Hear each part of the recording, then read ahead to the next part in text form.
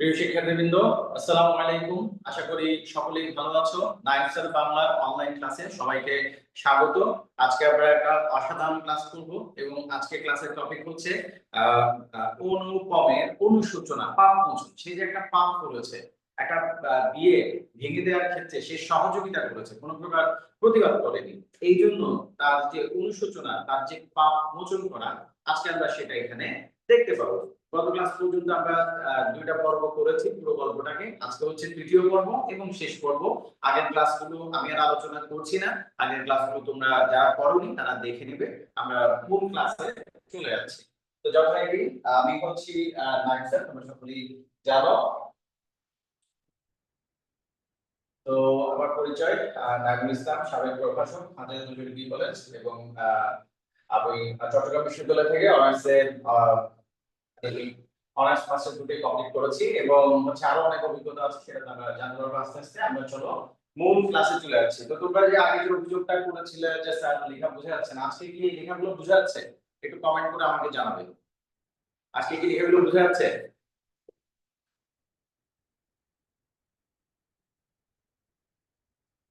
ঠিক আছে, yes sir. ওকে, সেটা বলছে। ওকে, ঠিক আছে, তাহলে আমরা শুরু করি, কেমন? তাহলে আমরা দেখতে পেলাম যে কি হয়েছে। অনুপম মনে মনে আশা করছিল তার কাছে কে ছুটে আসবে, শম্ভুনাথ সেন তার কাছে ছুটে আসবে, তাকে বলবে আবার বিয়ের আয়োজন করার জন্য। তারপর সেও অপরিচিতার কাছে যাবে, পুরো পৃথিবীকে বাইরে রেখে সে দেয়ালের ভিতরে প্রবেশ করবে এবং অপরিচিতাকে সে তার মনের কথাটা বলে আসবে। ঠিক আছে, তো এইখানে আমরা শেষ করেছি। আজকে আমরা লাস্ট পর্বে চলে যাচ্ছি। তো বলছে মানে আগের পর্বে বলেছিল যে তারপর আমার কথাটি ফুরালো, এটা দিয়ে কথাটা শেষ হয়েছে। লাস্টটা হচ্ছে কি দেখো, কিন্তু কথা এমন করিয়া ফুরাইল না। মানে কথা যেখানে আমি শেষ করব, যে অপরিচিতের সাথে আমার দেখা হবে, তার সাথে আমার কথা হবে, আমার মনের অব্যক্ত কথাটা তাকে আমি জানাবো, সে বলছে কিন্তু সেই কথাটা আসলে ফুরাই নাই কখনো। কেন? যেখানে আসিয়া তাহা অপরাধ হইয়াছে, সেখানকার বিবরণ একটুখানি বলিয়া আমার এই লেখা শেষ করিয়া দিই। কি অসাধারণ কথা! যেটা ফুরিয়ে যাওয়ার বিষয়, যেটা ফুরিয়ে যেত, সেটা একটা জায়গায় এসে অপরাধ হয়ে গেছে, অফুরন্ত হয়ে গেছে, অসীম হয়ে গেছে একটা জায়গায় এসে। কোন জায়গায় এসে অসীম হয়েছে সেটাই আমি আজকে লিখে আমার এই গল্পটা শেষ করব। মাকে লইয়া তীর্থে চলিয়াছিলাম, মাকে নিয়ে তীর্থে চলে আসলাম। ওকে, তীর্থে, তীর্থে মানে বুঝে তো, তীর্থে মানে কি, আমরা মুসলমান ধর্মে যারা আছে তারা হচ্ছে যে মানে হজে যায় নিজেকে পবিত্র করার জন্য, পুজো পবিত্র করার জন্য, ঠিক আছে না, নিজেকে বিশুদ্ধ করার জন্য, ওকে, সাধনা করার জন্য। ঠিক হিন্দুরা বা সনাতন ধর্মাবলম্বী যারা আছে তারা কোথায় যায়? তারা তীর্থে যায়। তো তারা আসলে মাকে নিয়ে তীর্থে যাচ্ছে। আমার উপরেই ভার ছিল, কারণ মামা এবারেও হাবড়ার পোল পার হন নাই। কোন পোলটা? হাবড়ার পোল। এটা আমরা প্রথম ক্লাসে আলোচনা করেছি। হাবড়ার পোল হচ্ছে ভারতের প্রথম দৃষ্টিনন্দন ব্রিজ, ব্রিটিশ কর্তৃক মানে ব্রিটিশ কর্তৃক নির্মিত প্রথম দৃষ্টিনন্দন ব্রিজ। তো মামা তিনি হচ্ছেন একেবারেই ঘরকুনো। তিনি এই সংসারটা ছেড়ে কলকাতার বাহিরে তিনি যাবেন না। তিনি কলকাতার বাহিরের জগৎটাকে তিনি মনে করেন কি, এটা হচ্ছে আন্দামান দ্বীপের মতো। এবং তিনি যদি মনু হতেন, এই প্রসঙ্গে আপনার কোন প্রসঙ্গে আগে বলা হয়েছে, মামা যদি মনু হতেন, মামা যদি মনু হতেন, তাহলে তিনি কি করতেন? মামা মনু হলে তিনি হচ্ছে সংহিতা, সংহিতা হচ্ছে কি, মানে কি আচরণীয়, কি কোনটা করা যাবে কোনটা করা যাবে না, এই যে বিধিনিষেধগুলো যেখানে থাকে, সেই সেইটাকে বলে সংহিতা। এবং যিনি লেখক সংহিতা তিনি হচ্ছেন মনু। অনুপম মামাকে সেই মনুর সঙ্গে তুলনা করেছিলেন, বলেছে মামা যদি এই মনু হতেন, সংহিতা প্রণেতা হতেন, তাহলে তিনি কি করতেন? হাবড়ার পোল পার হওয়াটাকে একেবারেই নিষিদ্ধ করে দিতেন। ঠিক আছে, হাবড়ার পোল। সেজন্য মামা এবারও তার বোনকে নিয়ে, অনুপমের মাকে নিয়ে তীর্থে যাওয়ার কাজটা মামা করেন নাই। এটা কি কার উপর করেছে? এটা অনুপম করে ধার করেছে। রেলগাড়িতে ঘুমাইতেছিলাম, দেখো এই জায়গাতে না, মানে এটা আমার খুব প্রিয় একটা জায়গা। কেন? এই এখন যে বর্ণনাগুলো দিচ্ছি, মানে রেল ভ্রমণের এত অসাধারণ বর্ণনা, মানে রেলের ভিতরে আমরা যখন ট্রেন জার্নি করি আমাদের অনুভূতিটা কেমন হয়, এই বর্ণনাটা আসলে আর কোনো লেখাতে এত অসাধারণ ভাবে উঠে আসে না। তুমি দেখবা যে এখানে আসলেই তো তাই, এমনটাই তো অনুভূতি হয়। দেখো লেখক বলছেন যে রেলগাড়িতে ঘুমাইতেছিলাম, ঝাঁকানি খাইতে খাইতে মাথার মধ্যে নানা প্রকার এলোমেলো স্বপ্নের ঝুমঝুম বাজিতেছিল। কি স্বপ্ন? এলোমেলো স্বপ্নে, হ্যাঁ, ঝুমঝুমি বাজিতেছিল। অর্থাৎ যখন আমরা ট্রেন জার্নিতে থাকি তখন র্যান্ডমলি আমাদের মাথায় অনেকগুলো চিন্তা চলে আসে। একটা থিঙ্কিং করছি, এর মাঝখানে আবার আরেকটা থিঙ্কিং চলে আসে, এর মাঝখানে আবার আরেকটা। মনে হয় আমি একটা স্বপ্নের ঘোরের মধ্যে আছি। কিসের মধ্যে? স্বপ্নের ঘোরের মধ্যে। সেই জন্য বলছে যে এলোমেলো স্বপ্নের ঝুমঝুম বাজিতেছিল, এলোমেলো স্বপ্নের ঝুমঝুমি বাজিতেছিল। হঠাৎ একটা কোন স্টেশনে জাগিয়ে উঠলাম। হঠাৎ করে ঘুমটা ভাঙলো, মানে আধো ঘুম আধো জাগা, এরকম একটা অবস্থা থাকে আমরা যাদের ঘুমের অভ্যাস আছে আর কি, তাদের জন্য আধো ঘুম আধো জাগা এরকম একটা অবস্থার মধ্যে আছে। হঠাৎ করে আমার ঘুমটা ভাঙলো কোন একটা অপরিচিত স্টেশনে এসে। আলোতে অন্ধকারে মিশা সেও এক স্বপ্ন। কি অসাধারণ বর্ণনা! দেখেছো? মানে কিছুটা আলো কিছুটা অন্ধকার, যদি একটা জায়গায় কিছুটা আলো থাকে কিছুটা অন্ধকার থাকে, সেই স্বপ্নটাকে সেই জায়গাটাকে তোমার স্বপ্নের মতো মনে হবে। কিসের মতো মনে হবে? স্বপ্নের মতো মনে হবে। ওকে, সেও এক স্বপ্ন। কেবল আকাশের তারাগুলি চির পরিচিত। কে পরিচিত? আকাশের তারাগুলি। আর সবই অজানা, অস্পষ্ট। স্টেশনের দ্বীপ, দ্বীপ মানে হচ্ছে প্রদীপ। আমরা জানি দ্বীপ হচ্ছে দুইটা, একটা হচ্ছে দৈর্ঘ্য আর একটা হচ্ছে দল দীর্ঘই দিয়ে।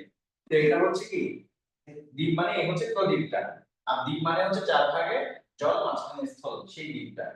তো ঠিক আছে, এখানে যদি ব থাকতো তাহলে সেটা ওই দ্বীপটাকে বোঝাতো।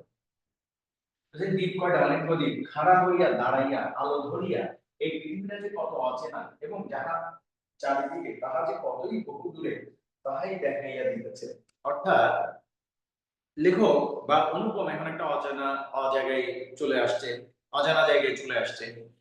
বলছে এই পৃথিবীতে আমরা আসলে যে যেখানে থাকি ওই জায়গাটা ছাড়া আর অল্প কিছু জায়গা ছাড়া পৃথিবীর মানে 99.999% জায়গায় আমরা চিনি না। বলছে এই অজানা অচেনা অজানা জায়গায় যখন আসছি তখন মনে হচ্ছে আসলে শুধু ওই তারাগুলো কি চিনি, যেগুলোকে আমরা প্রতিদিন দেখি, এর বাইরে আমি আর কোনো কিছুই চিনি না। সমস্ত পৃথিবীটা যে কতটা অজানা আমাদের কাছে। তা বলছে তাহা যে কতই বহুদূরে তাহা দেখাইয়া দিতেছে। গাড়ির মধ্যে মা ঘুমাইতেছে, আলোর নিচে সবুজ পর্দা টানা। তোরঙ্গ বাক্স, তোরঙ্গ বাক্স কি? টিনের যে কাপড়ের বক্স গুলো ছিল আগে, ট্রাঙ্ক বলা হয়, সেই তোরঙ্গ বাক্স।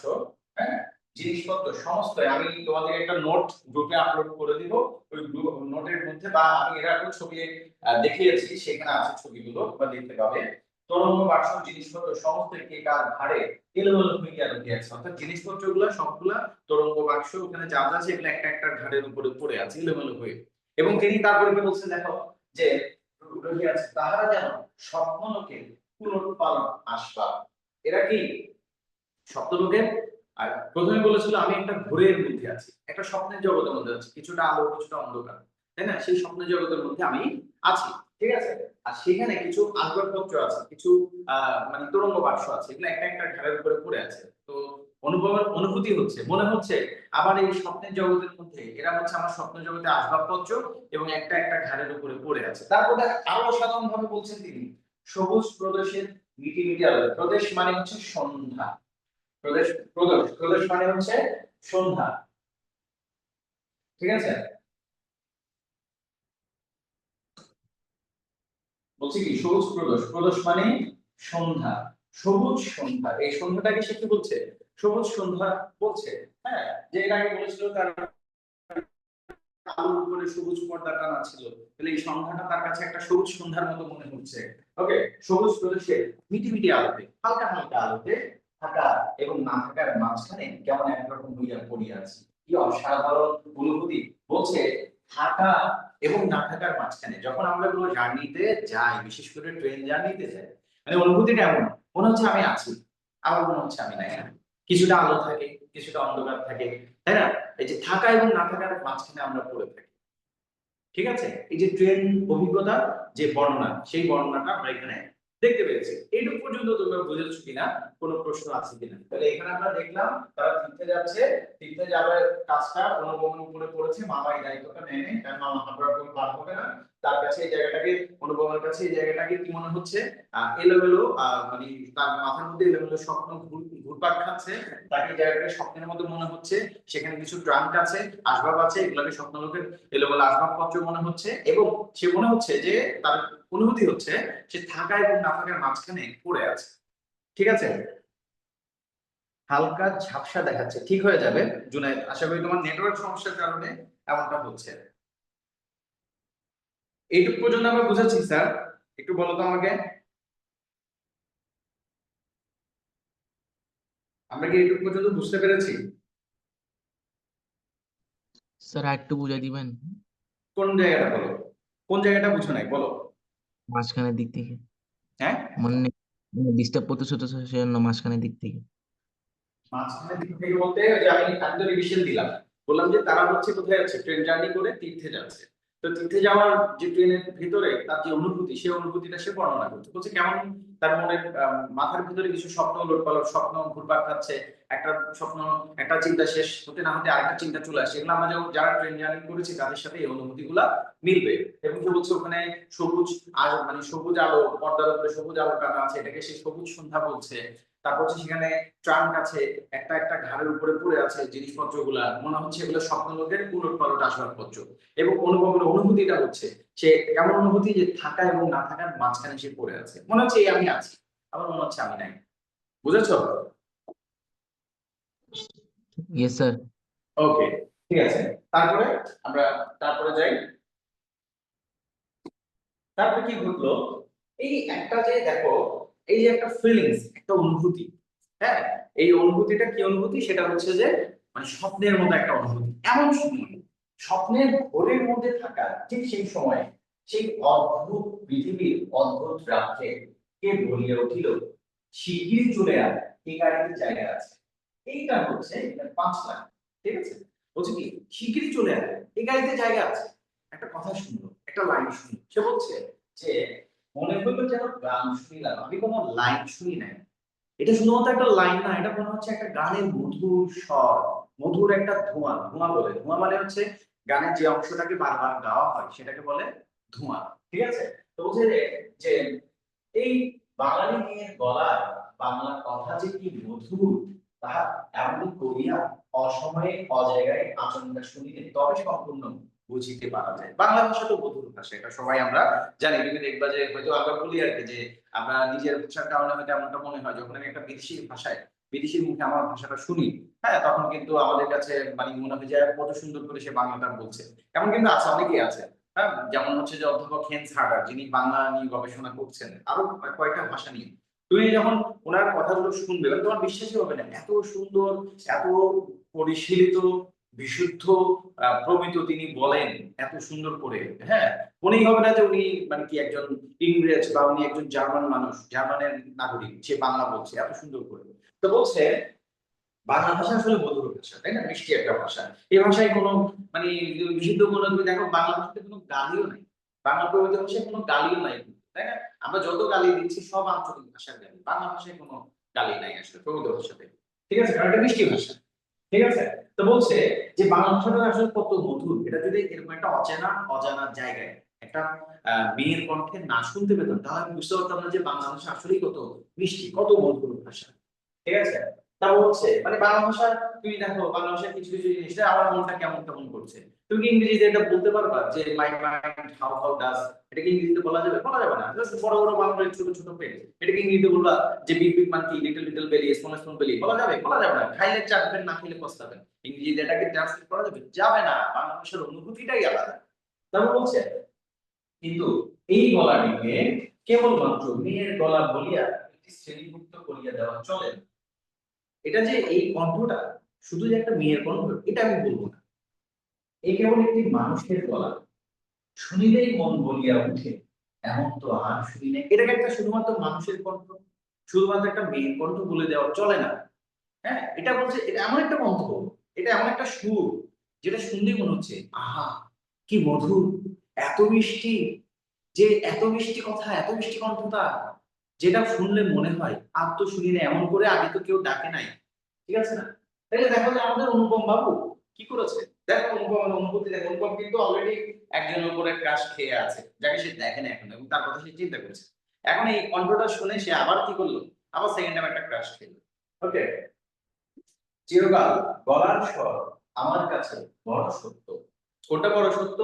চিরকাল গলার স্বর লেখকের কাছে বড় সত্য। কেন? রূপ জিনিসটি বড় কম নয়, রূপটাও কম কিছু না, কিন্তু গলার স্বরটা সব বড় সত্য। কেন বলছে যে নয়, কিন্তু মানুষের মধ্যে যাহা অন্তরতম অনির্বচনীয়, আমার মনে হয় কণ্ঠস্বর যেন তাহারই চেহারা। অর্থাৎ একজন মানুষের চেহারা দেখে আমরা ধরো যে মানুষকে প্রথম ভালো লাগে তার চেহারা দেখে, তারপরে তার প্রতি ভালো লাগাটা গভীর হয় তার কথাবার্তায়, তার চালচলন, বিশেষ করে তার কথাবার্তায় ভালো লাগাটা কি হয়, ডেপথে যায়, গভীরে যায়। ধরো যে তুমি একটা চিটাগং একটা সুন্দর মেয়ে, তাই না? আচ্ছা, তাকে দেখার পরে যদি কারো একজনের অনুভূতি হলো খুব সুন্দর, ঠিক আছে, কিন্তু যখন তার কাছে যাবে, তার মুখের কথাটা শুনবে, আপনি এভাবে আমার দিকে তাকায় আছেন কেন, জীবনে মানে নিয়ে দেখেন নাই, হ্যাঁ এভাবে তাকায় আছেন কেন, এটা যখন শুনবে তার অনুভূতি প্রথম থাকবে ওয়াও, তারপর হ্যাঁ, তাই না? তাছাড়া মানুষের কথাই আসলে ওরকম আর কি, মানুষ প্রথম পছন্দ করে কি কি দেখে, চেহারা দেখে, দ্বিতীয় পছন্দ করে মানুষ কথা শুনে, এবং কথা শুনে মানুষ কথা দিয়ে যে পছন্দটা করে মানুষকে, এটাই হচ্ছে মানুষের জন্য বলা হচ্ছে একেবারে ভিতরগত পরিচয়। মানুষ যেটা বলে এটা হচ্ছে তার ভিতরগত পরিচয়, মানুষের হৃদয়ের অন্তরতম, হৃদয়ের গভীরে যে পরিচয়, এটা আসলে ফুটে ওঠে তার কথায়। ঠিক আছে, বুঝা গেল? সেজন্য বলছে আমার কাছে গলার স্বরটা হচ্ছে বড় সত্য, রূপটাও কম না, রূপটা হচ্ছে মানুষের বাহ্যিক সৌন্দর্য, কিন্তু মানুষের যে অভ্যন্তরীণ সৌন্দর্য এটা আসলে মানুষের কথা দিয়ে ফুটে ওঠে। তারপর হচ্ছে এই যেটা মানুষের ভিতরের সত্য, অনির্বচনীয়, যেটা ব্যাখ্যাযোগ্য না, আমার মনে হয় কণ্ঠস্বর সেটাই চেহারা মানুষের কণ্ঠস্বরটা। তাহলে আমি তাড়াতাড়ি গাড়ির জানালা খুলিয়া বাহিরে মুখ বাড়াইয়া দিলাম, তাড়াতাড়ি তো বাড়িয়ে দেখলাম এটা কে, এটা এত সুন্দর করে কথা বলে, এটা কে? প্ল্যাটফর্মের অন্ধকারে দাঁড়াইয়া না, বাড়াই গেলাম কিছুই দেখলাম না। প্ল্যাটফর্মের অন্ধকারে দাঁড়াইয়া গার্ড, মানে হচ্ছে যে স্টেশনের গার্ড আর কি, তার এক চক্ষু লণ্ঠন, এক চক্ষু লণ্ঠন হচ্ছে এক ধরনের ওই হারিকেনের মতো, যেটা একটা দিক খোলা থাকে, এই জন্য বলছে এক চক্ষু লণ্ঠন। ঠিক আছে, এক চক্ষু লণ্ঠন কি করলো, নাড়িয়ে দিল। অর্থাৎ তখনকার সময় এগুলো হচ্ছে সংকেত ছিল, এক চক্ষু লণ্ঠন এটা নাড়াই দিলে কি হতো, ওই যিনি ড্রাইভার থাকতেন উনি বুঝতে পারতেন যে ট্রেন এখন ছাড়তে হবে। আমি জানালার কাছে বসিয়া রহিলাম। ওকে, স্যার এটা পর্যন্ত বুঝেছি। এই হচ্ছে এখন একটা ক্লাইম্যাক্স মোমেন্টে চলে আসছে।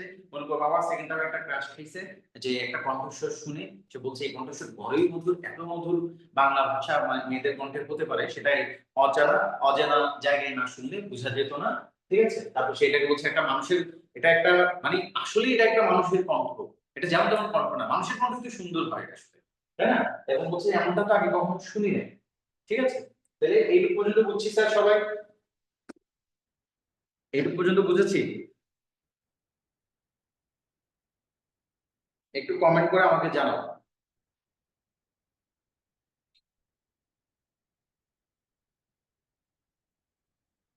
একটু সবাই একটু রেসপন্স করো। জুনায়েদ বলছে ইয়েস, ওকে, ঠিক আছে।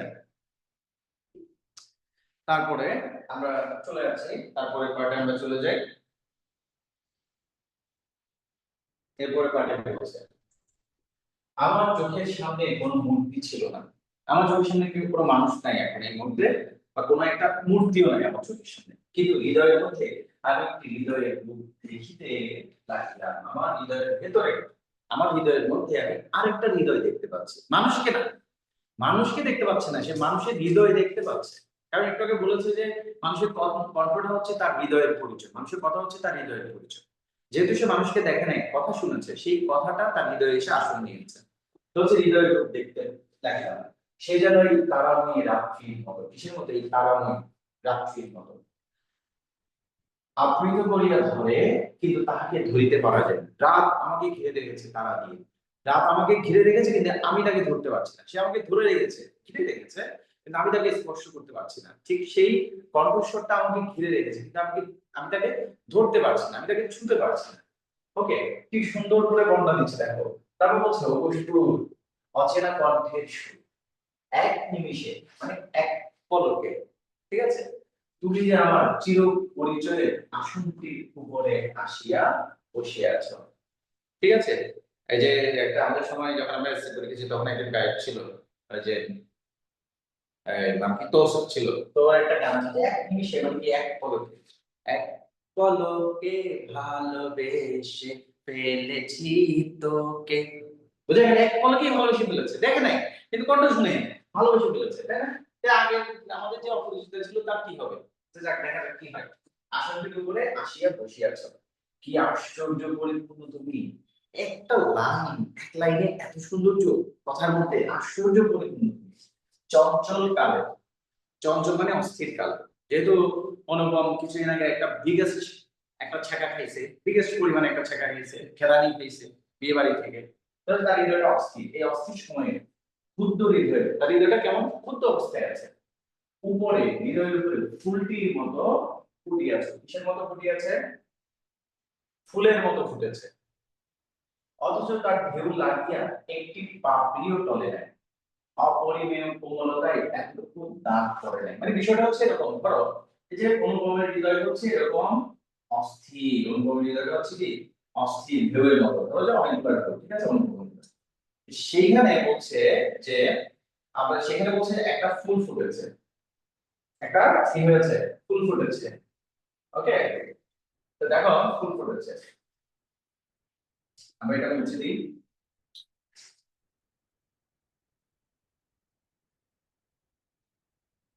একটা ফুল ফুটেছে, বললাম এই যে একটা ফুল ফুটেছে।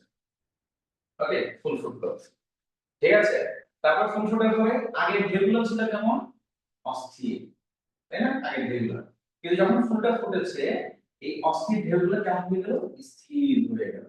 কার স্পর্শে, ফুলের স্পর্শে স্থির হয়ে গেল, ফুলের স্পর্শে স্থির হয়ে গেল।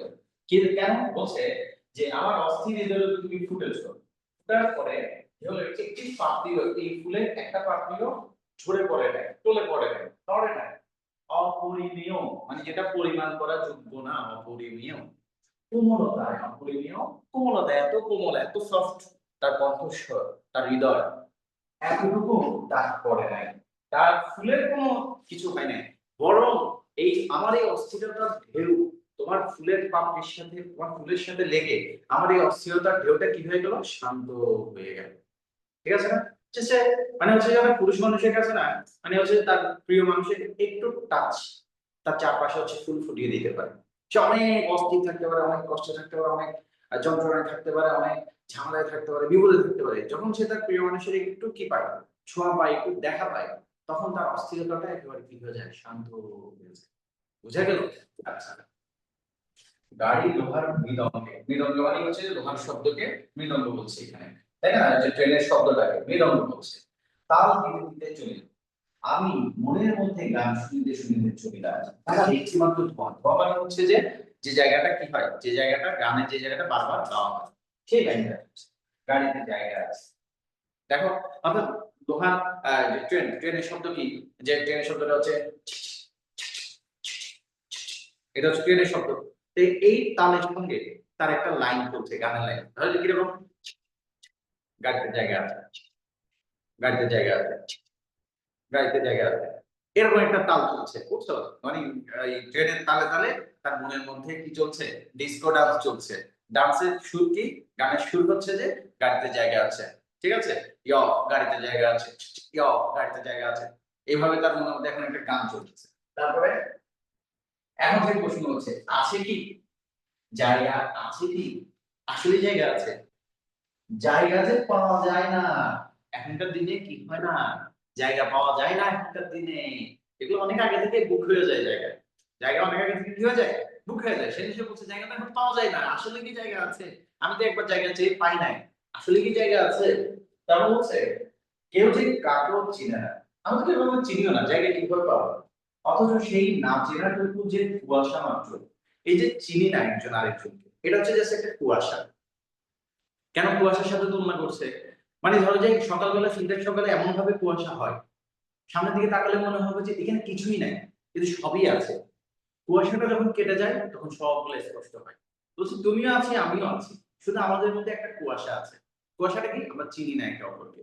এই চেনাটা যখন হয়ে যাবে, এই কুয়াশাটা যখন কেটে যাবে, তখন অনন্তকাল আমি কিন্তু তোমাকে একজন আরেকজনকে কি করতে পারবো, চিনতে পারবো, জানতে পারবো। ঠিক আছে, বলছে কুয়াশা মাত্র, সে যে মায়া, সেটা ছিন্ন হইলেই যে আর চেনার অন্ত নাই। এটা ছিন্ন হয়ে গেলে, এই কুয়াশাটা কেটে গেলে, একে অপরকে চেনা হয়ে গেলে, একজন আরেকজনকে আর চেনার কোনো শেষ থাকবে না। স্যার এইটুকু পর্যন্ত বুঝেছি। এইখানে তাহলে আমরা দেখলাম যে সে বর্ণনা দিচ্ছে, তার অনুভূতি বর্ণনা দিচ্ছে, তাকে কিসের মতো ধরে রাখছে, তার মহিলার মতো ধরে রেখেছে সেই কণ্ঠস্বরটা, তার হৃদয়ের উপর আসন নিয়েছে, চিরপরিচয়ের আসন নিয়েছে, কণ্ঠস্বরটা পরিপূর্ণ এবং মানে ক্ষুদ্র হৃদয়ের উপর ফুলের মতো ফুটেছে, যার কোনো পাপড়ি টলে নাই, ঠিক আছে, এটাকে গানের মতো মনে হচ্ছে তার মনের মধ্যে। তাই এইটুকু পর্যন্ত বুঝেছি। স্যার বলো স্যার। এই লাইনগুলো কি স্যার মুখস্থ করে ফেলতে হবে? লাইনগুলো কোনগুলা? সবগুলো মুখস্থ করতে হবে না, যতটুকু মুখস্থ করার দরকার ততটুকু মুখস্থ করতে হবে, সবটা মুখস্থ করতে হবে না। মানে স্যার যেটা প্রকাশ করছিল মানে ভালোবাসা এইটা। হুম এটা তোমার মনে যদি ভালোবাসা থাকে, এটা অটো মুখস্থ স্যার হবে, আর ভালোবাসা মুখস্থ করতে হয় না, ভালোবাসা তো অটো মুখস্থ হবে। ঠিক আছে, ওকে, বুঝা গেল? এইটুকু পর্যন্ত বুঝছি, বলো। Yes sir. ওকে, ঠিক আছে, তারপরে আমরা চলে যাই। এরপরে হচ্ছে কি দেখা যায়, তারপর বলছে ওগো সুধাময় সুর, কেমন সুর? সুধাময়, সুধা মানে শান্তি, তাই না? শান্তিময় সুর, যে জিনিসটা শুনলেই শান্তি লাগে। যে হৃদয়ের অপরূপ রূপ তুমি, সে কি আমার চিরকালের চেনা নাও? আমার তো মনে হচ্ছে আমি তোমাকে অনেকদিন ধরে চিনি, চিরকাল ধরে আমি তোমাকে চিনি। জায়গা আছে, আছে, শীঘ্রে আসিলে ডাকিয়াছ, শীঘ্রই আসিয়াছি, এক নিমিষও দেরি করি নাই। তুমি বলছো তাড়াতাড়ি চলে যায়, আমি তো তাড়াতাড়ি চলে আসছি, আমি তো দেরি করি। ঠিক আছে, আমার জায়গা আসলে আছে। রাজ্যে হল করিয়া ঘুম হইল না, প্রায় প্রতি স্টেশনে একবার করিয়া মুখ বাড়াইয়া দেখিলাম, ভয় হইতে লাগিল, যাহাকে দেখা হইল না সে পাছে রাত্রে নামিয়া যায়। প্রতি স্টেশনে একবার একবার মুখ বাড়াই দেখে, যাকে দেখা হয় না তাকে একটু দেখবো, তাই না? এই একটু দেখার আকাঙ্ক্ষা, সেটা যদি মিস করে ফেলে, সেটা সে বারবার কি করে, যে মানে প্রত্যেক স্টেশনে একবার একবার করে তাকায়। কিন্তু আমাদের ওই যে আগের অপরিচিতের কি হবে ভাই, আমি বুঝতে পারছি না কি হবে। পরদিন সকালে একটা বড় স্টেশনে গাড়ি বদল করে দিতে হইবে। এখানে গাড়ি বলতে হচ্ছে ট্রেনের বগি, গাড়ি বলতে কি ট্রেন বোঝাচ্ছে আর কি, এখানে গাড়ি বলতে ট্রেন বোঝাচ্ছে। আমাদের ফার্স্ট ক্লাস টিকিট, ঠিক আছে, যেহেতু তারা বড় লোকস, তাই না? তারা তো শুধু বড় লোক না, আমার হিসাব অনুযায়ী তারা বড় লোকস, তাহলে তারা কি টিকিট কেটেছে? First class ticket. মনে আশা ছিল ভিড় হইবে না, নামিয়া দেখি প্ল্যাটফর্মে সাহেবদের আড়ডালি। আড়ডালি শব্দটা আসছে ইংরেজি অর্ডারলি থেকে। অর্ডারলি মানে হচ্ছে যে মানে কি করে চলে, যারা অর্ডারলি চলে, মানে এটাকে মার্চ দেখি না আমরা, সৈনিকরা মার্চ করে, পুলিশ বাহিনী মার্চ করে করে যায় না, মানে একদম সিরিয়াল করে অর্ডার করে, এটাকে অর্ডারলি বলে। তো যারা যে সৈনিকগুলো পায়ে হেঁটে হেঁটে অর্ডারলি চলে, এদেরকে বাংলায় আড়ডালি বলে। আটদলী দল আসবাবপত্র লইয়া গাড়ির জন্য অপেক্ষা করিতেছে। এরকম একটা সৈন্যের দল কি করছে, মানে আসবাবপত্র নিয়ে ওই ট্রেনের জন্য অপেক্ষা করছে। ওকে, তারপর বলছে কোন এক ফৌজ মানে তৎকালীন ব্রিটিশ ফৌজ, ব্রিটিশ বাহিনী একজন জেনারেল সাহেব ভ্রমণে বাহির হইয়াছে। 2-3 মিনিট পরেই গাড়ি আসিল, বুঝলাম ফার্স্ট ক্লাসের আশা ত্যাগ করিতে হবে। যেহেতু ওই ফৌজ যাবে, বড় মানুষ, তাই না, বড় পোস্টধারী সরকারি কর্মকর্তা, তাহলে ফার্স্ট ক্লাস পাওয়ার আশা নাই। কোন গাড়িতে মাকে লইয়া কোন গাড়িতে উঠি সে এক বিষম ভাবনায় পড়িলাম। সব গাড়িতে ভিড়, দাঁড়ে দাঁড়ে উঠি মারিয়া বেড়াইতে লাগিলাম। এমন সময় সেকেন্ড ক্লাসের গাড়ি হইতে একটি মেয়ে আমার মাকে লক্ষ্য করিয়া বলিলেন, আপনারা আমাদের গাড়িতে আসুন না, এখানে জায়গা আছে। আরে এই তো, এটাই তো আমি বুঝতেছিলাম কালকে রাত থেকে, এই কণ্ঠটাই তো আমি শুনতেছিলাম কালকে রাত থেকে। কি বলছে? এখানে জায়গা আছে। তারপর আমি তো চমকিয়া উঠিলাম, সেই আশ্চর্য মধুর কণ্ঠ এবং সেই গানের ধোঁয়া, জায়গা আছে। ক্ষণমাত্র বিলম্ব না করিয়া মাকে লইয়া গাড়িতে উঠিয়া পড়িলাম। জিনিসপত্র তুলিবার তার সময় ছিল না। দেরি করে না, একটু দেরি করে না, কেন? তখন তো ওই গত রাতে একটু মিস করেছিল না, সেকেন্ড ক্লাসে গাড়িতে ডাক দিয়েছে। দেখো, আমার মতো অক্ষম দুনিয়ায় নাই। আসলে অনুপমকে আমি দেখি, যে অনুপমকে আমি আমার মধ্যেই দেখতে পাই কিছুটা, বলে আমার মতো অক্ষম দুনিয়ায় নাই।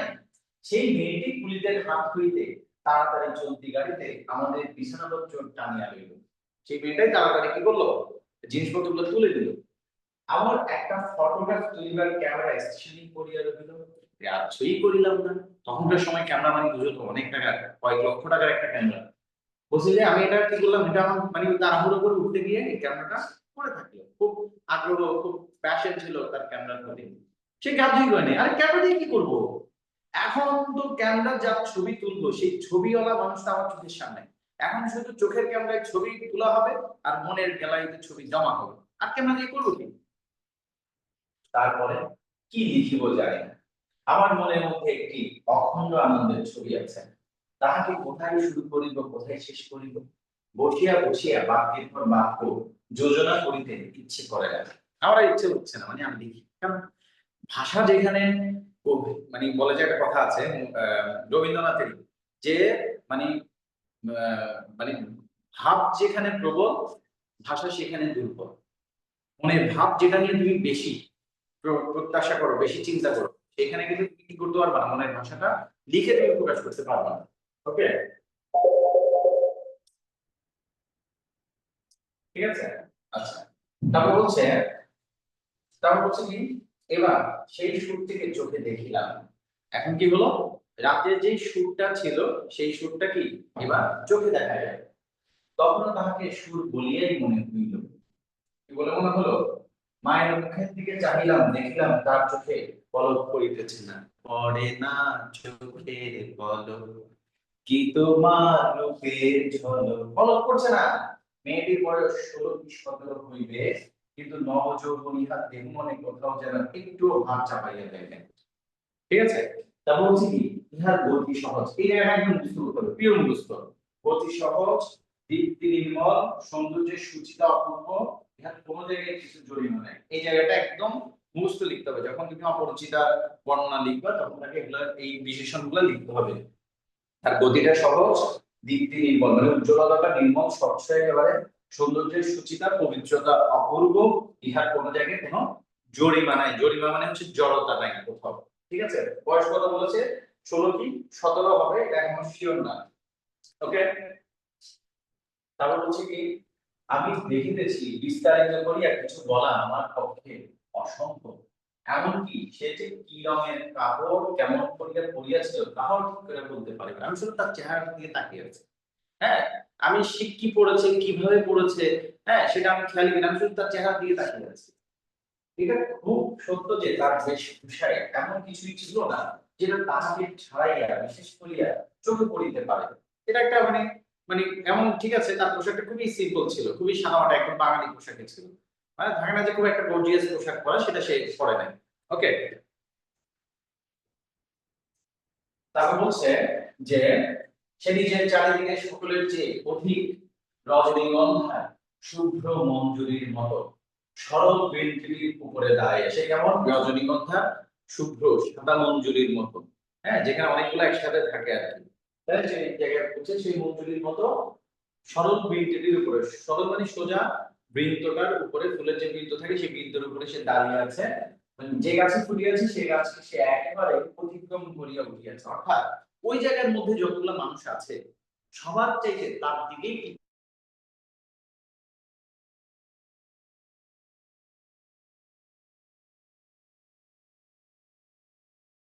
তিনটি ছোট ছোট মেয়ে ছিল, তাহাদিগকে লইয়া তাহার হাসি এবং কথা আর অন্ত ছিল না। আমি হাতে একখানা বই লইয়া সেদিকে কান পাতিয়া রাখিয়াছিলাম, যেটুকু কানে আসিতেছিল সেটা সমস্ত ছেলে মানুষদের সঙ্গে ছেলে মানুষই কথা, এই জন্যই তো পোলা পাই না, লেখাপড়া পাই না, হাতে বই কিন্তু কান কোথায়, অন্যদিকে, বই হাতে কিন্তু মন কোথায়, ওই ওদিকে ওদিকে ওদিকে, যেদিকে যেদিকে সে আছে সেদিকে সেদিকে ঘুরছে। পড়তে বসি আমরা, কিন্তু ফেসবুক আমাকে ডাকে, ভাই আয় রে ভাই দেখ কত সুন্দর করে স্ট্যাটাস সাজায় রাখছি তোর জন্য, তাই না? পড়তে বসলে এই ধরনের হয় না, মন মন বসে না পড়ার টেবিলে, মন কোন টেবিলে, মন এখন ফেসবুকের টেবিলে বসে। ঠিক আছে, তারপর বলছে যে আমি মানে কান পেতে শুনে নিলাম যে সে কি করছে কি বলছে, এবং ওই ছেলে মানুষদের সঙ্গে তার বয়স 17 18 হয়ে গেছে, 16 17 হয়েছে, কিন্তু তার কথাটা হচ্ছে ছেলে মানুষদের সঙ্গে একেবারে ছেলে মানুষই কথা। তো ছেলে মানুষদের সঙ্গে মানে হচ্ছে যে বাচ্চা ছেলে মেয়েদের সঙ্গে তো বাচ্চার মধ্যে কথা বলতে হয়। তুমি যদি কোনো বাচ্চা ছেলে মেয়েকে বলো এই তুমি এদিকে আসো আমার কাছে আসো, আসবে জীবনও আসবে না। তাকে একটু আদর করে স্নেহ করে, মানে তোমাকে একটু ছোট হয়ে যেতে হবে, ছোট হয়ে বলতে হবে বাবু আসো এখানে আসো, একেবারে বাচ্চার মধ্যেই কথা বলতে হবে, তাই না? সেও সেটা করেছে। তার বিশেষত্ব এই যে তাহার মধ্যে বয়সের তফাৎ কিছু মাত্র ছিল না। ছোটদের সঙ্গে সে অনায়াসে একেবারে আনন্দে ছোট হইয়া গিয়েছিল, ছোটদের সঙ্গে একেবারে ছোটদের মতো সে মিশে গিয়েছে। সঙ্গে কতগুলি ছবিওয়ালা ছেলেদের গল্পের বই, তাহারই কোনো একটা বিশেষ গল্প শুনাইবার জন্য মেয়েরা তাকে ধরিয়া পড়িল। এই গল্প নিশ্চয়ই তারা 20-25 বার শুনিয়াছে। মেয়েদের কেন যে এত আগ্রহ তাহা বুঝিলাম। কেন? মানে তারা বলছে যে অনুপমের ধারণা তারা এই গল্পটা 20-25 বার তার কাছ থেকে শুনেছেন, কিন্তু তারপর তারা শুনতে যাচ্ছে কেন? তার সেই জাদুময়ী কণ্ঠে থেকে তারা এই গল্পটা শুনতে চায়, ঠিক আছে, সুধাময় কণ্ঠ থেকে। বলছে সেই সুধা কণ্ঠের সোনার কাঠিতে সকল কথা যে শোনা হইয়া ওঠে। এগুলো কিন্তু আমি নোট দিয়েছি গ্রুপের মধ্যে, তাই না? ওই নোটটা দেখবে তোমরা। বলছে তার কথার মধ্যে সে যখন একটা কথা বলে, ঠিক আছে না, প্রত্যেকটা কথাতে যেন জাদু, মধু ঝরে কথার মধ্যে, মধু বর্ষণ হয় তার কথাতে। মেয়েটির সমস্ত শরীর মন যে একেবারে প্রাণে ভরা। প্রাণে ভরা মানে বোঝাচ্ছে মানে সে হচ্ছে খুব চঞ্চল, ঠিক আছে, অনেক থাকে না একটু মরা টাইপসের, কিন্তু না, সে খুব চঞ্চলতা নিয়ে, কিন্তু তার মধ্যে কি নেই আবার দেখো, বলছে তার সমস্ত চলায় বলায় স্পর্শে প্রাণ ঠিকরে ওঠে, মানে প্রাণ মানে হচ্ছে সজীবতা, সতেজতা তার কথার মধ্যে সবসময়। বলছে তাই মেয়েরা যখন তার মুখে গল্প শুনে তখন গল্প নয় তাহাকেই শুনে, তাহাদের হৃদয়ের উপর প্রাণের ঝর্ণা ছড়িয়া পড়ে। হ্যাঁ, কি বলছে? তাহাদের হৃদয়ের উপরে প্রাণের ঝর্ণা ছড়িয়া পড়ে। ওই মেয়েটার যে চঞ্চলতা, আনন্দ, উচ্ছ্বাস তাদের মনের মধ্যে এটা কি ফেলে? ছাপ ফেলে। কিছু মানুষ থাকে তুমি যার সাথে কথা বললে দেখবা যে তোমার ভালোই লাগে না, কেমন মনা মনা লাগে। আর কিছু মানুষ থাকে যাদের সাথে কথা বললে তোমার খুব আনন্দ লাগবে, খুব উচ্ছ্বাস অনুভূতি হবে। মানে ওই মানুষগুলোর সাহচর্যে যখন মানুষ আসে তখন তারা নিজেরাও কি হয়ে যায়? আনন্দিত হয়ে উদ্দুলিত হয়ে যায়। ঠিক আছে, বুঝা গেল? মানে সে তেমনই, সে তেমনই, তার মধ্যে কোনো জড়তা নাই। যে অনুপমের সান্নিধ্যে আসলে তার ধরো অনুপমের সাথে গিয়ে কথা বলতে আসলে খুব একটা আগ্রহ পাবে না, সে মরা মানুষের কথা বলবে না, সে হচ্ছে ইন্ট্রোভার্ট, ঠিক আছে না? কিন্তু যখন বলছে যে এই অপরিচিতের সান্নিধ্যে আসবে, সেই সুধময় কণ্ঠের সান্নিধ্যে কেউ আসবে, তার মধ্যে সে মরা হইলেও সে আবার জীবিত হবে, তার মধ্যে প্রাণ ফিরে আসবে। আমি কি এইটুকু পর্যন্ত বোঝাতে পেরেছি স্যার? দেখ এগুলো হচ্ছে সব সেই যে কণ্ঠটা সে শুনেছে সেই মানুষটার বর্ণনা দিচ্ছে সে কেমন। এইটুকু পর্যন্ত বুঝেছি?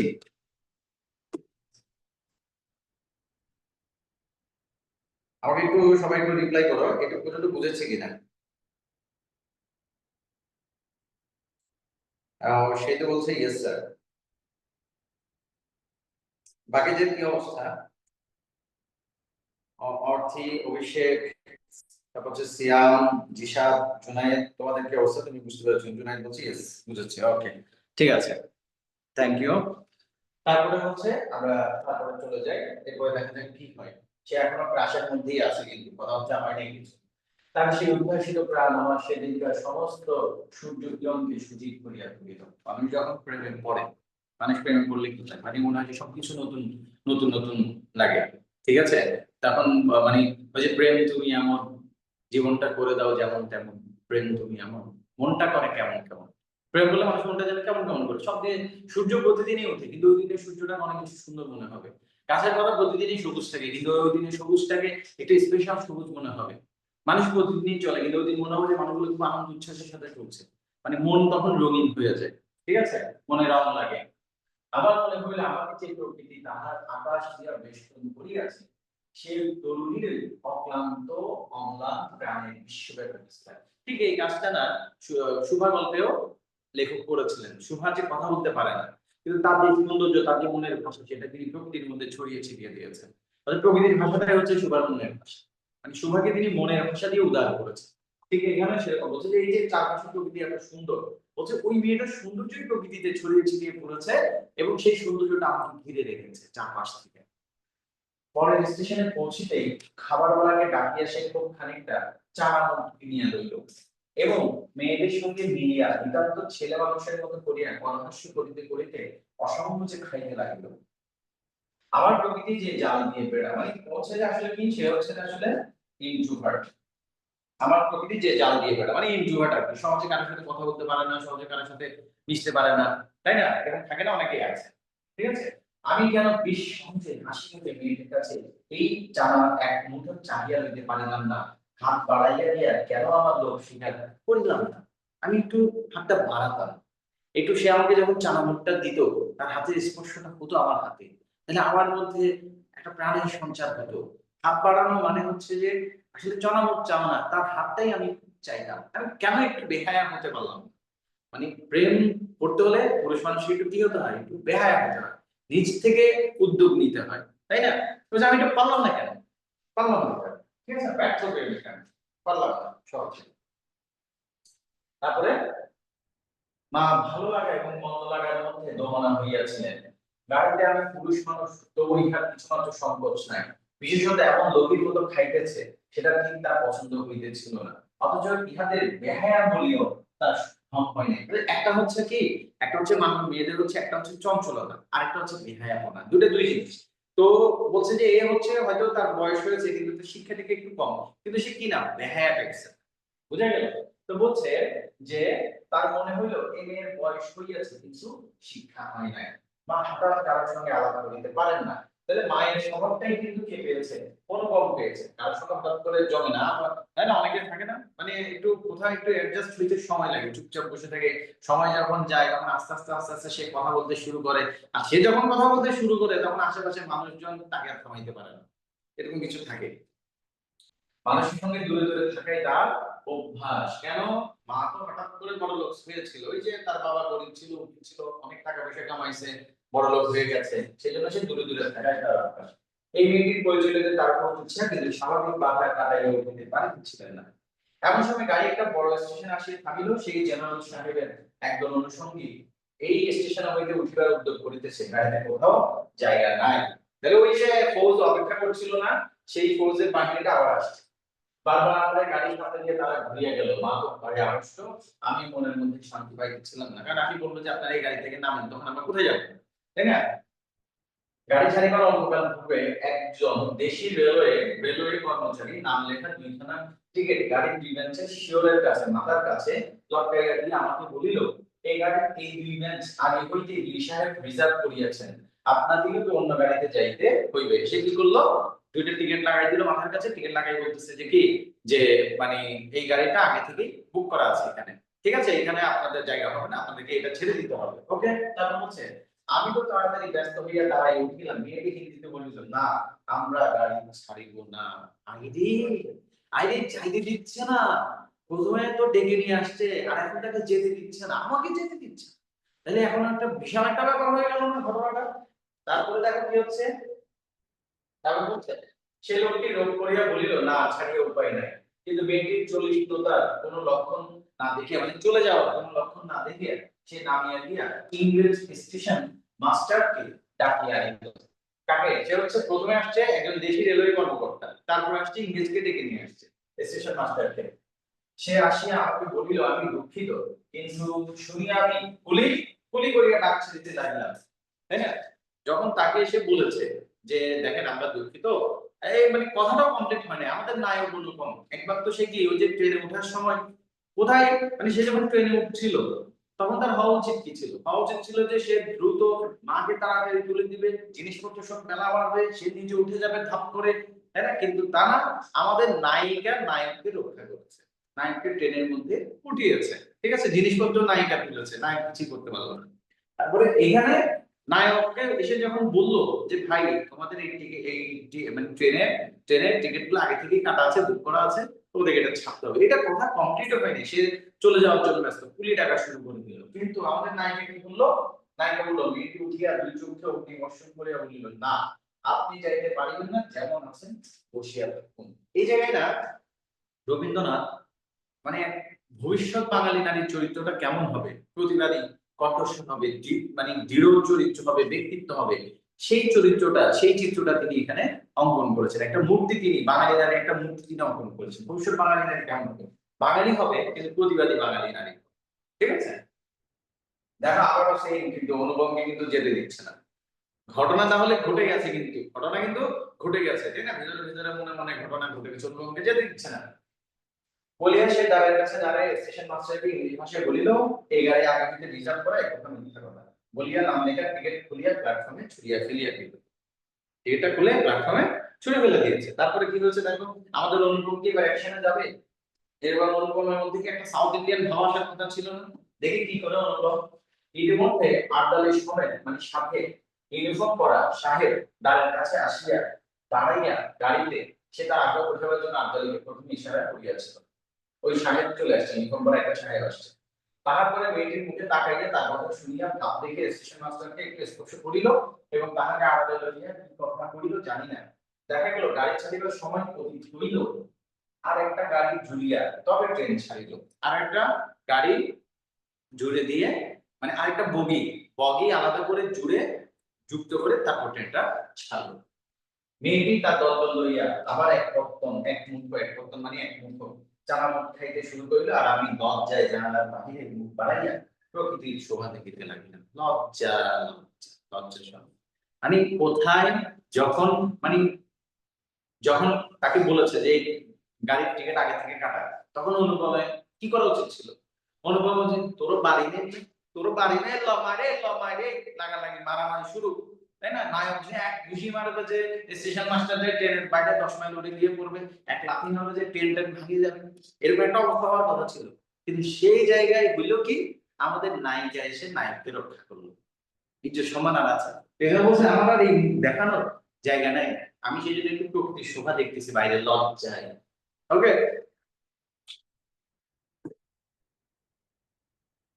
কানপুরে কোথায়? সেই কানপুর থেকে ঘটনা শুরু হয়েছিল, পরিশেষে কানপুর থেকে এসে কান পড়া দিয়েছিল, তাই না? সেই কানপুরে আসিয়া গাড়ি আসিয়া থামিল। মেয়েটি জিনিসপত্র বাঁধিয়া প্রস্তুত। স্টেশনে একটি হিন্দুস্থানি চাকর, কে চাকর? হিন্দুস্থানি চাকর ছুটিয়া আসিয়া ইহাদিগকে না করিতে লাগিল। মা বাবা থাকিতে পারিলেন না, জিজ্ঞাসা করিলেন তোমার নাম কি মা? মেয়েটি বলিল আমার নাম কল্যাণী। তাই না? ঘটনা উল্টা হওয়ার কথা ছিল, মেয়ে জিজ্ঞেস করার কথা ছিল যে আপনার নাম কি, তাই না? মেয়ে মুগ্ধ হয়ে জিজ্ঞেস করার কথা ছিল, কিন্তু উল্টো হলো, তাকে মেয়েকে জিজ্ঞেস করছে তোমার নাম কি? কল্যাণী। শুনিয়া মা এবং আমি দুজনেই চমকে উঠিলাম। তোমার বাবা তিনি এখানকার ডাক্তার, তাহার নাম শম্ভুনাথ সেন। তাহলে ওই যে শম্ভুনাথ সেন, ওই যে অপরিচিতা, সেই অপরিচিতা তাহলে যে সেকেন্ড টাইম যে ক্রাশটা খেয়েছে সে, সেটা সে আগের জনের উপরেই ক্রাশটা খেয়েছে। ঠিক আছে, বুঝে গেল? ঘটনা তাহলে মিলে গেল না? আচ্ছা, তারপরেই সবাই নামিয়ে গেল। তার এইটুকু পর্যন্ত কি বুঝেছি? কোনো কনফিউশন আছে বলো দেখি, এবং তোমাদের কেমন লাগছে বলো। আমরা প্রায় শেষের দিকে চলে আসছি, ক্লাসে আমরা শেষের দিকে চলে আসছি আজকে। জাস্ট একটু বলো কেমন লাগছে এবং বুঝেছো কিনা এইটুকু পর্যন্ত।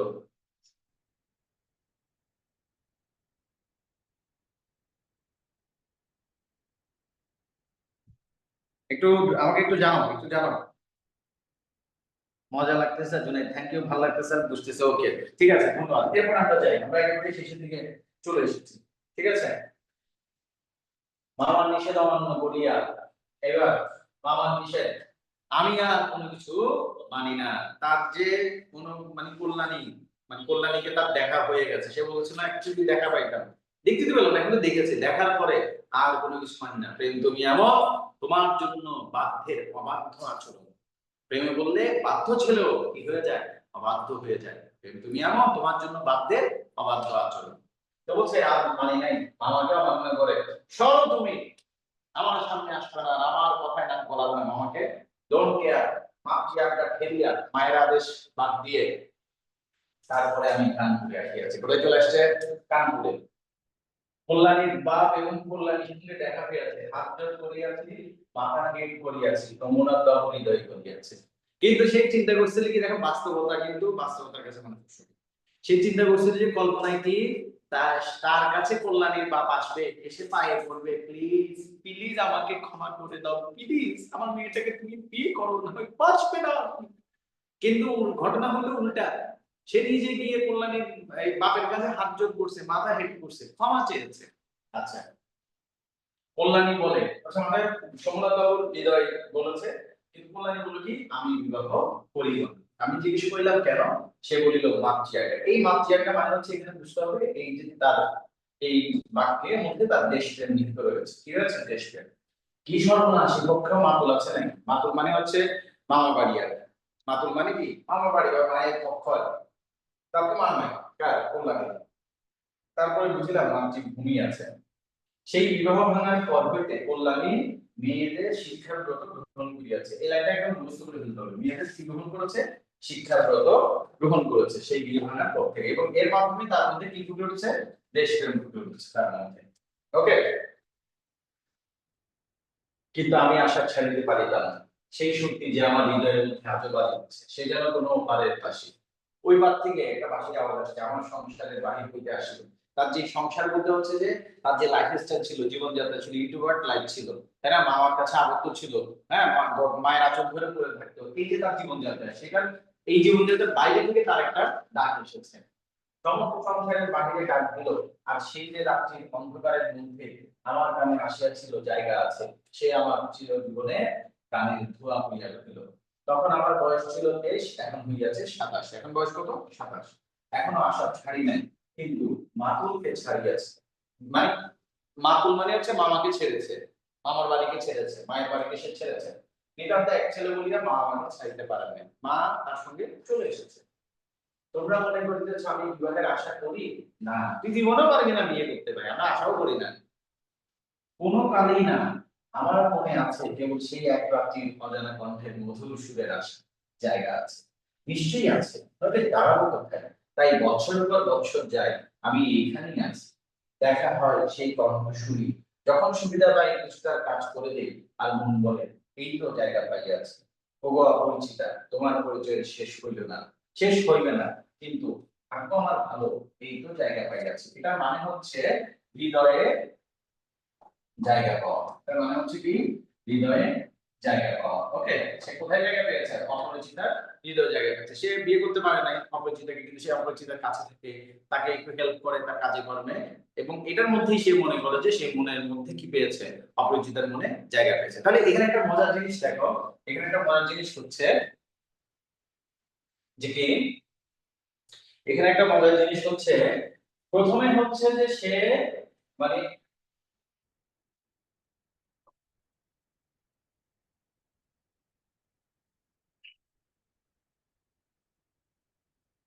আচ্ছা দেখো, প্রথমে হচ্ছে যে সে কি করেছে,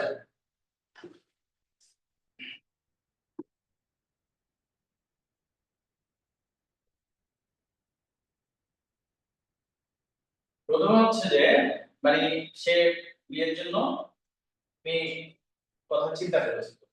ওকে, প্রথম হচ্ছে মেয়ের কথা চিন্তা করেছে, তারপরে পরিশেষে কি দিল? তাকে খবর দিল। ওকে, খবর দেওয়ার পরে সে মেয়েকে দেখতে চেয়েছিল, দেখা হলো না। মেয়েকে দেখতে চেয়েছিল, কি হলো না? দেখা হলো না। তারপরে হচ্ছে কি, দেখো দেখা হলো না, এরপরে হচ্ছে যে সে দেখা হলো না, তারপর হচ্ছে যে বিয়েতে গেছে। এখন বিয়েতে কি মেয়ে দেখা হয়েছে? তাও হয়নি। বিয়ে থেকে মেয়ে দেখা হয়েছে? না, তাও তার হলো না, মেয়ে দেখা হলো না। এরপরে হচ্ছে সে বিয়ে ভাঙন হলো, বিয়ে ভাঙন হলো। ওকে, তারপরে হচ্ছে কল্পনা জগতে সে ডুব দিয়েছে। ওকে, কল্পনা করতে করতে সে সুর শুনেছে। দেখো দেখো কত ফেস, কতগুলা ফেস চ্যাপ্টার করেছে, সুর শুনেছে, ঠিক আছে। এই সুরেকে আবার সেই কল্পনা জগতে ডুব দিয়েছে এই সুরটা শুনে। তারপরে হচ্ছে সে শুধু কি দেখা হয়েছে, তারপরে হচ্ছে যে সেই ক্লাইম্যাক্স মোমেন্টটা আসছে, যখন তার দেখা হবে ক্লাইম্যাক্স, তারপরে হচ্ছে যে দেখা হলো। এখন দেখা হওয়ার পরে সে কি পরিচয় জেনেছে? না, জানে না। প্রথমে হচ্ছে অপরিচয়, কিছুদিন পরে কি জানলো, সেখানে ঘটনা ঘটলো, তারপরে কি পরিচয় জানলো। পরিচয় জানার পরে সে ছুটে গেল তার কাছে, সেই কল্যাণীর কাছে। কিন্তু ছুটে যাওয়ার পরে কি সে পেয়েছে? সে তাকে পায়নি। তার কি পূর্ণাঙ্গ পরিচয় পেয়েছে? মানে অপরিচিতাকে সে কি পরিচিত হতে পেরেছে পরিপূর্ণরূপে? পারে নাই। তাহলে দেখো এই পুরো গল্পটাকে শুরু করেছে, মানে তার কোথায় থেকে শুরু করে কোথায় নিয়ে শেষ করেছে, দেখেছো কি অসাধারণ গল্পের গুণন, ঠিক না? স্যার এইটুকু পর্যন্ত আমরা বুঝেছি, এইটুকু পর্যন্ত বুঝেছি স্যার, এইটুকু পর্যন্ত বুঝেছি, বুঝেছি স্যার। সবাই একটু আমাকে একটু সময় মন্তব্য করে জানাও। অর্থী যে আছো, অর্থী তুমি কোথা থেকে ক্লাস করছো একটু জানাও। জুনায়েদ কোথা থেকে ক্লাস করছো একটু জানাও, কোন জায়গা থেকে ক্লাস করছো। সেওতি স্যার তো ঢাকা ক্লাস করছে আমরা জানি।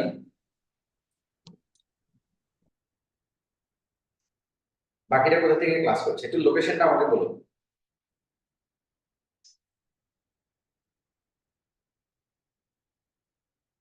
ও বাবা, সেটা তো আমি জানতামই না। বাসা থেকে? জুনায়েদ তুমি বাসা থেকে ক্লাস করছো? আমি তো ভাবছিলাম আমার আমার একটা স্টুডেন্ট ওই মঙ্গল গ্রহ থেকে ক্লাস করছে। Oh I so lucky, I so lucky Junaid, তুমি বাসা থেকে বসে ক্লাস করছো। ঠিক আছে, ভালো, ঠিক আছে, ওকে। 2 নাম্বার গেট, ওকে, অর্থী 2 নাম্বার গেট থেকে ক্লাস করছে, ঠিক আছে। ওকে, ঠিক আছে জুনাই, তুমি বাসা থেকে ভালোবেসে ক্লাস করো, এটাই আমাদের জন্য প্রাপ্য। ওকে, তাহলে আগামীকাল রাত ঠিক 9টায়, আগামীকাল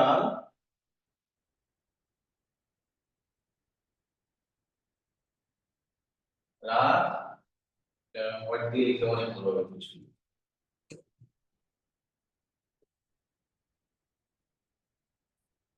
রাত 9টায় একটা এমসিকিউ টেস্ট হবে, ঠিক আছে? এমসিকিউ টেস্ট হবে আগামীকাল রাত 9টায়।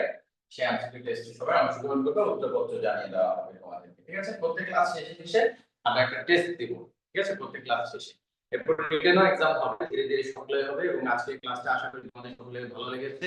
সবাই মন্তব্য জানাবে, একটু ফ্রেন্ডদেরকে কোশ্চেন শেয়ার ছিল। করবে ক্লাস করে। ভালো কিছু আমরা অনেক কিছুতেই শেয়ার করি, ভালো কিছু শেয়ার করা আমাদের দায়িত্ব। ধন্যবাদ সবাইকে, সে পর্যন্ত সবাই ভালো থাকো, সুস্থ থাকো, নিরাপদ থাকো। আসসালামু আলাইকুম। স্যার একটা স্যার কোশ্চেন ছিল। আসসালামু আলাইকুম। হ্যাঁ বলো, বন্ধ করে দাও, শেষ করে দাও। অপরিচিতার কোন পার্টটা বেশি ইম্পর্টেন্ট, বন্ধ মানে করো। যেটা মনে হবে? হ্যাঁ মানে রেকর্ড বন্ধ করো, হ্যাঁ রেকর্ডটা শেষ করে দাও।